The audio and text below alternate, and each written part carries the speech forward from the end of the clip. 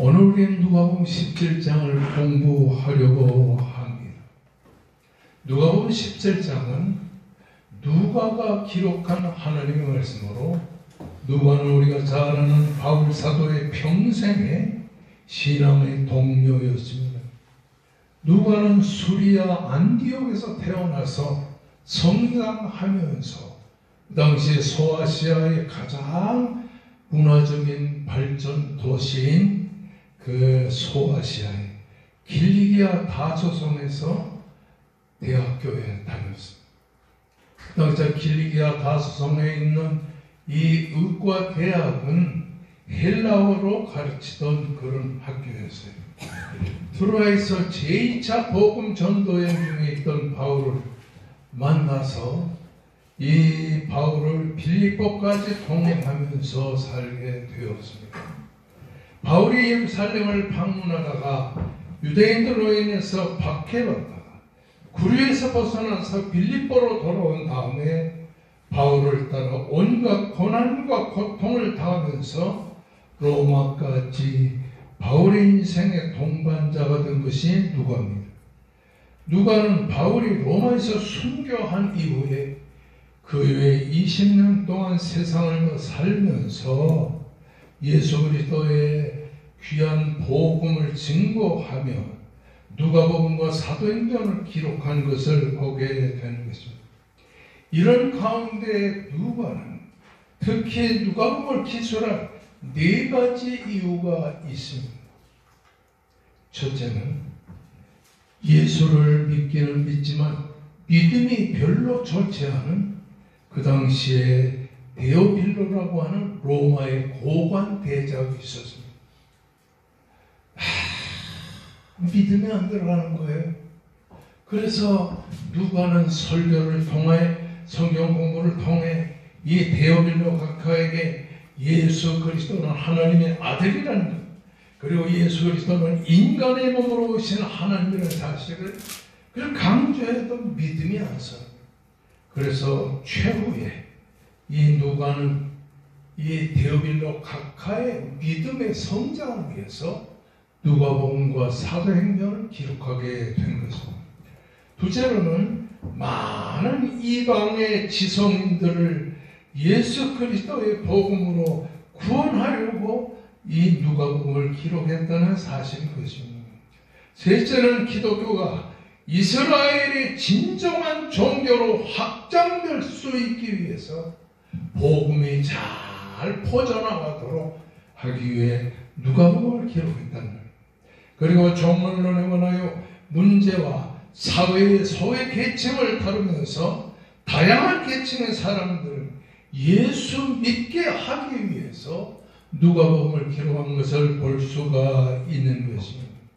그러므로 누가는 데오빌로 각하를 위시한 그 당시의 이방인들에게 사람으로 세상에 오신 예수 그리스도, 인자로 세상에 오신 예수 그리스도를 가르치고 있는 것입니다.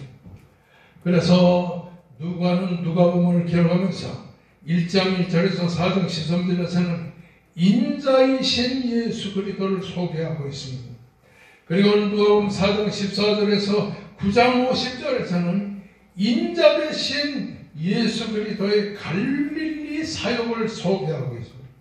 세 번째는 누가복음 9장 51절에서 19장 27절까지 예수 그리스도가 인자로 세상에서 복음을 증거할 때 많은 사람의 배척을 받으면서 사신 고난의 예수님을 소개하고 있습니다. 그 다음에 누가복음 19장 28절에서 24장 53절에 보면 인자 되신 예수 그리스도가 십자가의 고난을 받으시고 죽으신 지 사흘 만에 부활하신 것을 강조하는 것이 바로 누가복음이라는 사실인 것입니다. 그래서 마태, 마가, 요한복음과 달리 이 누가복음은 이 예수 그리스도의 인자 되심을 거꾸로 증명하고 있다고 하는 사실인 것입니다. 그 중에 특별히 오늘 여러분과 함께 생각하려고 하는 이 누가복음 17장의 말씀 보면 예수님께서 여리고 성에서 저 예루살렘을 향하여 올라가시던 가운데 사마리아와 갈릴리 사이로 지나서 어떤 한 작은 마을에 돌아갔는데 예수 선생님이요, 예수 선생님이요 소리치는 사람들이 있었습니다. 예수님을 보니까 문둥병 환자였던 것을 보게 됩니다. 그래서 이렇게 예수님은 예루살렘으로 올라가시면서 사마리아와 갈릴리 사이로 지나다가 한 자그마한 동네에서 만난 10명의 문둥병자를 어떻게 치료하셨는가, 어떻게 고치셨는가를 우리들에게 소개하는 것이 본문의 말씀인 것입니다. 그래서 본문의 말씀은 하나님이신 예수 그리스도가 인간의 몸을 입으시고 세상에 오신 이유가 무엇인가, 오늘날 우리가 예수를 어떻게 믿어야 되는가에 대해서 이 본문이 가르쳐주고 있는 것입니다.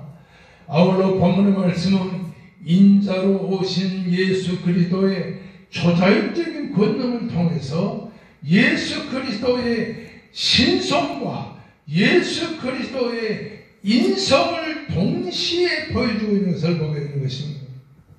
따라하시다. 우리가 믿는 예수는 하나님이시며 온전하신 인간이시다.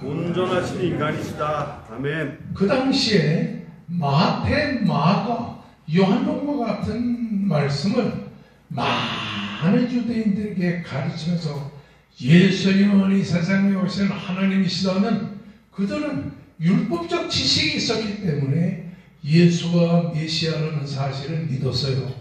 그런데 데오빌로 각하를 위시한 로마 사람들, 이방인들은 예수가 어떻게 하나님이 인간의 몸으로 세상에 오셨는가 믿어지지 않았어요. 그래서 누가는 예수 그리스도의 인자 되심, 예수 그리스도의 인간 되심을 아주 본문에서 강조하고 있는 것을 보게 되는 것입니다. 여러분, 오늘 우리가 14절의 말씀 보면 이렇게 기록이 되어 있습니다. 한 마을에 들어가시니 납병 환자 10명이, 옛날 성경에는 문둥병 환자 10명이 예수를 만나 멀리 서서 크게 소리치는 내용이 기록되어 있습니다. 따라하십시오. 한 마을에 들어가시니 납병 환자 10명이 예수를 만나 멀리 서서. 오늘 이 본문에 기록된 납병 환자 10명은 오늘날 우리들의 현실을 보여주고 있는 말씀인 것입니다. 10명의 납병 환자 중에는 한 사람의 사마리아 사람이 있었고 9사람은 이스라엘 사람들이었던 것을 볼 수가 있습니다. 여기서 납병 환자 10명은 무엇을 보이냐면 납병 환자와 같은 우리 인간들, 죄인이요 부정한 자들인 우리 인간들의 본문 사실을 본문에서 보여주고 있는 것입니다.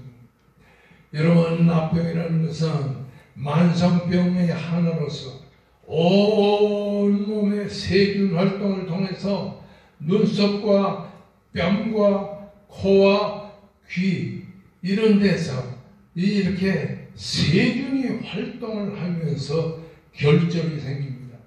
그러는 손과 발가락 그리고 피부에 탈색된 반점들이 나타나며 바늘로 납병 환자의 몸을 찔러도 전혀 고통을 느끼지 못했던 것이 그 당시의 납병 환자들이었습니다.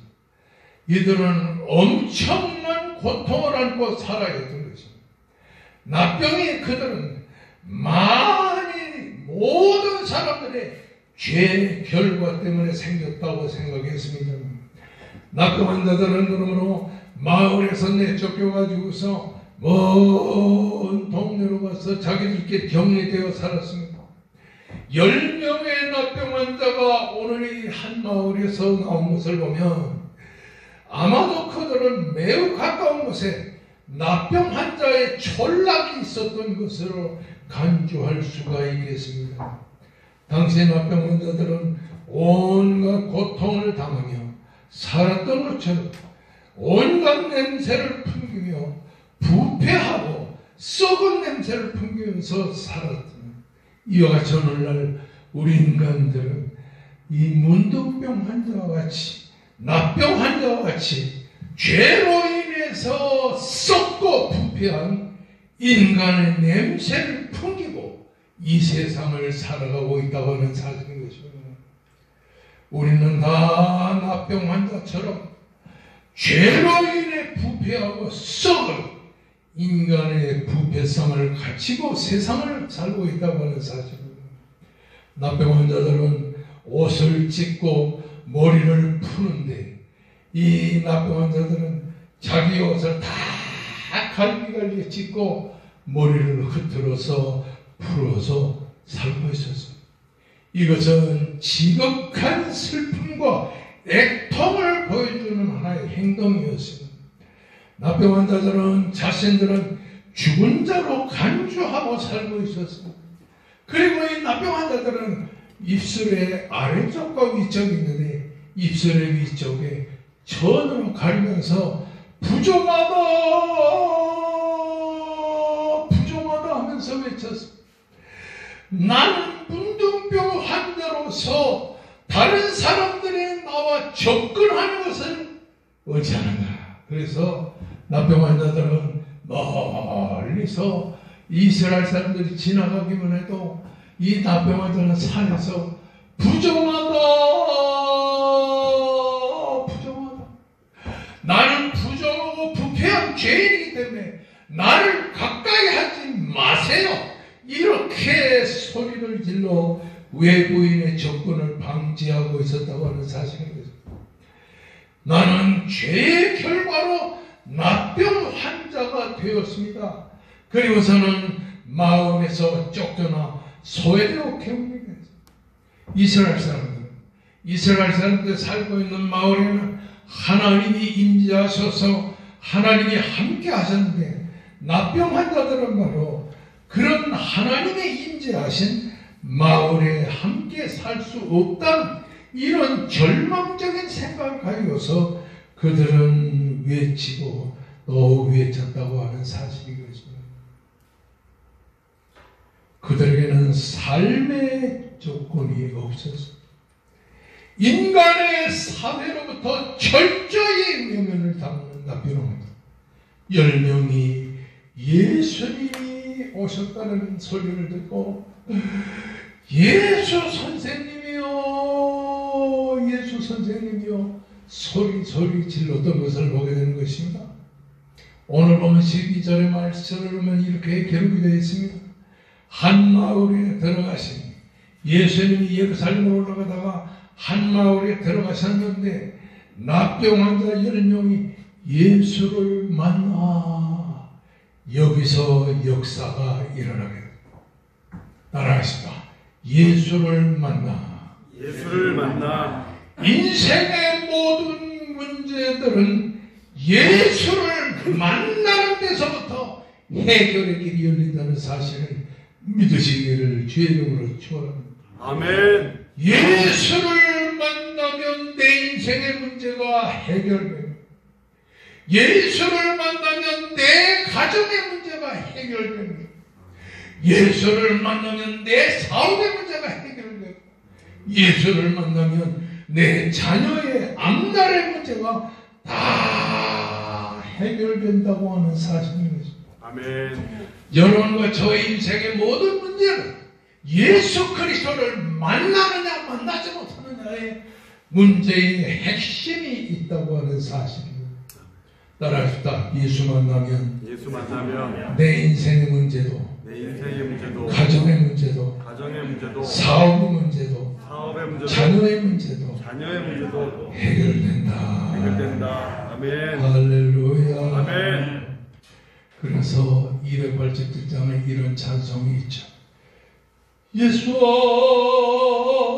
앞에 나오면 모든 죄 닫으며 주의 품에 안기어 편히 쉬리라. 우리 주만 믿으면 모두 구원 받으며 영생 복남별류관 확실히 받겠네.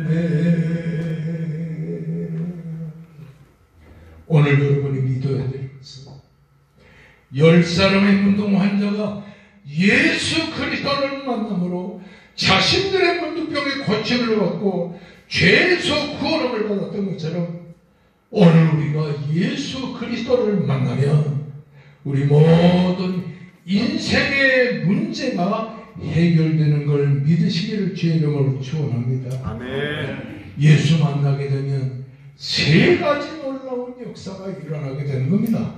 첫째로 예수 만나면 기도문이 열려지게 되는 거죠. 13절, 12절, 13절 말씀 보면 멀리 서서 소리 높여 외쳤습니다. 예수 선생님이여, 우리를 불쌍히 여겨 주시옵소서. 이들은 기도할 줄을 몰랐습니다. 그런데 예수를 만나고 나서 기도문이 터져지게 됩니다. 여러분도 예수 만나고 나서 기도문이 열릴 수 있기를 주의 이름으로 축원합니다. 아멘. 레위기 13장 45절에 보면 문둥병 환자들은 옷을 찢고 머리를 풀고서 그들은 살았습니다. 지극히 나는 슬픈 사람입니다. 나는 애통하며 사는 사람입니다. 윗입술을 누리고 가리웠다는 말은 나는 정말로 극심한 비하의 존재, 불쌍한 존재. 그리고서는 부정하다 소리를 질렀습니다. 그리고는 그 도시 밖으로 나와서 진 밖에 마을을 형성하고 거기서 살았던 것입니다. 이것이 구약시대에 율법시대에 문둥병 환자들이 살아가던 고통스러운 그런 삶의 방법이었습니다. 야고보 1장 5절의 말씀 보면 모든 사람에게 후히 주시고 꾸짖지 아니하신 하나님께 구하라 그리하면 주시리라. 따라하십시다. 하나님께 구하라. 그리하면 주시리라. 난 오늘 여러분들이 예수 그리스도를 만나서 예수를 통하여 여러분들이 진정으로 기도문이 터지기를 주의 이름으로 축원합니다. 아멘. 제가 목회할 때 가장 중심을 뒀던 것은 설교 목회에다가 철야기도 목회였습니다. 우리 신림동에는 그 집이 보통 2시간 거리 넘어서 어떤 사람은 저 서해안에 서산에서부터 나오는 그런 사람도 있었어요. 서산에서 신림동까지 나오려면 차를 타고 2시간 이상 걸어야 되는데 그 서산에부터 이 가족이 이 신림동으로 찾아오면 서울대학까지 오면 이제 조금 가면 왕성교회다 그러다가 왕성교회 십자가가 보이면 눈물을 뚝뚝뚝뚝 흘린다고 저에게 말을 하곤 그랬습니다. 저는 그런 사람들의 신앙을 도움을 주기 위해서 불철주야 밤낮을 가리지 않고 하나님 앞에 이렇게 설교를 준비하고 기도하고 이러면서 목회를 했습니다. 따라하십시다. 후히 주시고 꾸짖지 아니하시는 하나님께 구하라. 그리하면 주시리라. 아멘. 믿습니까? 아멘. 예. 오늘의 14절의 말씀 보면 소리 높여 이르되 이 문둥병 환자들은 이 목이 상해서 소리를 지를 수가 없었어요. 근데 10명은 그렇게 자신들의 목이 상하고 소리가 나지 않는 그런 가운데서도 있는 힘을 다하여 간절히 소리를 질렀어요. 예수 선생이요, 있는 힘을 다해서 소리를. 성도 여러분, 소리 지르는 기도의 문이 열리는 여러분 되시기를 주의 이름으로 축원합니다. 아멘. 오늘 이 본문에서 10명의 나병 환자는 뭐라고 했어요? 예수 선생이요. 그들은 예수 그리스도가 하나님이심을 몰랐어요. 그냥 예수님은 훌륭한 선생이다, 믿음이 온전치 못했어요. 그럼에도 불구하고 이 예수가 우리들의 나병을 치료해 주시는 능력의 하나님이시라는 사실을 믿는 믿음이 생기게 됐어요.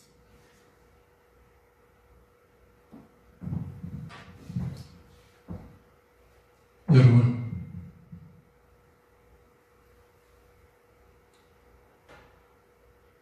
예수를 만나 예수를 통하여 여러분들의 심령이 완전히 기도문이 열려서 소리치며 간구하며 사는 여러분 되시기를 주의 이름으로 축원합니다. 아멘.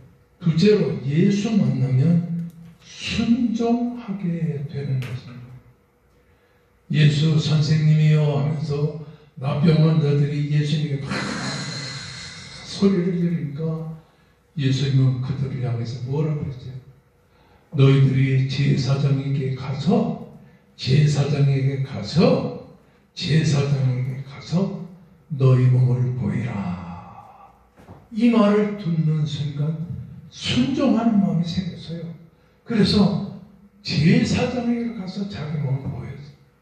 그 제사장에게 자기 몸을 보이는 순간에 자기의 육신의 병마가 다 깨끗하게 됐어요. 따라하시다. 그들이 제사장에게 가다가 깨끗함을 받으니라. 교회로 예배드리러 나오다가 그렇게 오랜 세월 고통주던 육신의 병마가 깨끗이 낫는 역사가 일어나게 되는 것입니다. 아멘. 기도하다가, ING입니다. 기도하다가 육신의 병마가 깨끗이 치료하는 놀라운 역사가 일어나게 됩니다. 이렇게 예수를 만나면 기도문이 열리게 돼요. 예수를 만나면 순종하는 마음이 생겨지면서 역사가 일어납니다. 셋째로, 예수를 만나면, 따라하십시다. 예수를 만나면 감사하는 삶이 생겨지게 된다. 감사하는 삶이 생겨지게 된다. 그 10명의 문둥병 환자가 다 병에서 나았는데 그 중에 사마리아 사람 하나가 자기가 병에서 낫다는 사실을 깨닫게 되고 예수님께 달려나와서 엎드려 기도하게 되었습니다. 15절 16절의 말씀 보면 그 중에 한 사람이 자기가 나은 것을 보고 큰 소리로 하나님께 영광을 돌며 돌아와 예수의 발 아래서 엎드려 감사하니 그는 사마리아 사람이라.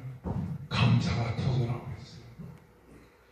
내 몸에 육신의 병마가 났다. 내 몸에 육신의 병마가 났고 영적인 죄인의 자리에서 고침받았다는 것을 깨닫게 되니까 감사합니다.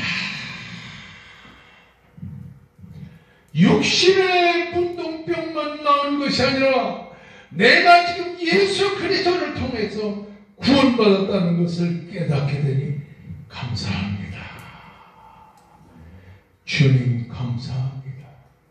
이런 감사에 우려 터지는 놀라운 역사가 여러분의 마음속에 일어나기를 바라요. 요즘에는 이래 주일날 오늘 보니까 24명 나오셨는데 봄이 와서 나왔는지 모르겠지만 여러분 이제는 봄에도 나오고 여름에도 나오고 가을에도 나오고 추워도 나오고 비가 와도 나오고 아멘. 하나님께 예수 만나기에 나오는 여러분 되시기를 제 이름으로 축원합니다. 아멘. 말하시다. 예수 만나면 예수 만나면 기도의 문이 열린다. 기도의 문이 열린다. 예수 만나면 예수 만나면 순종의 역사가 일어난다. 기도의 역사가 일어난다. 예수 만나면 예수 만나면 감사의 마음이 우러러 나온다. 감사의 마음이 우러나옵니다. 할렐루야. 아멘. 저는 요즘에도 서울에 거의 매일 나가는데 서울에 나가다 보면 젊은이들이요 얼마나 많이 먹으려고 돌아다니는지 몰라요. 그때 난 이러는 겁니다. 나를 저렇게 젊은이들과 같이 나를 젊은 사람처럼 바꿔주면 어떠냐. 그런 마음이 들 때 나는 아니라고 생각해요. 비록 나이는 먹고 비록 육신은 약하고 비록 모든 면에 부족하지만 지금의 예수 믿고 만족하며 사는 생활이 젊은이들 생활보다는 낫다.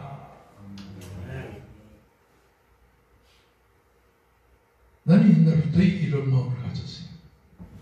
혹시 주님이 재림이 내가 살아있는 동안에 오시지 않겠는가. 아멘. 요즘에는 더 죽지 않고 주님의 재림을 그 주의 재림을 기다리는 이런 마음이 들 때가 있다는 사실. 이만큼 예수가 세상에 오실 때가 가까웠습니다.